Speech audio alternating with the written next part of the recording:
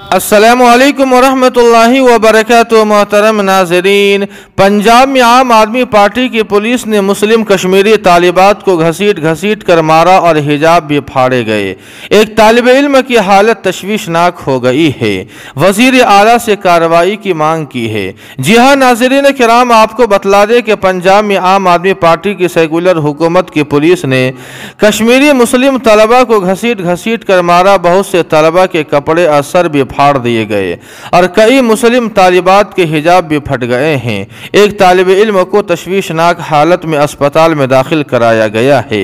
आपको बतला दें कि लाठी चार्ज करते हुए डीएसपी खातून ने कहा कि उनके कपड़े फाड़ दो, जिसके बाद उन्होंने हिजाब फाड़ दिया। अपने मुतालबात के लिए एहतजाज कर रही कश्मीरी तालिबात पर पंजाब पुलिस ने लाठियां बरसाई और उनके हिजाब भी फाड़ दिए। वायरल वीडियो में सुना जा सकता है कि खातून डीएसपी कह रही है कि उनके कपड़े फाड़ दो।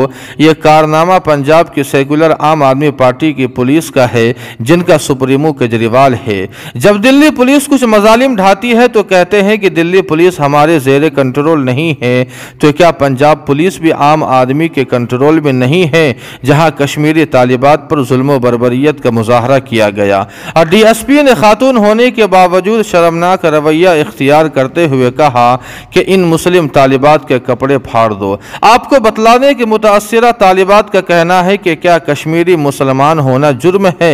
अब देखना यह है कि पंजाब के खुद साख्ता सेकुलर आम आदमी पार्टी के वजीर आला जुल्म बर्बरियत का नंगा नाच करने वाली पुलिस के खिलाफ क्या कार्रवाई करते हैं और केजरीवाल का रवैया क्या होता है।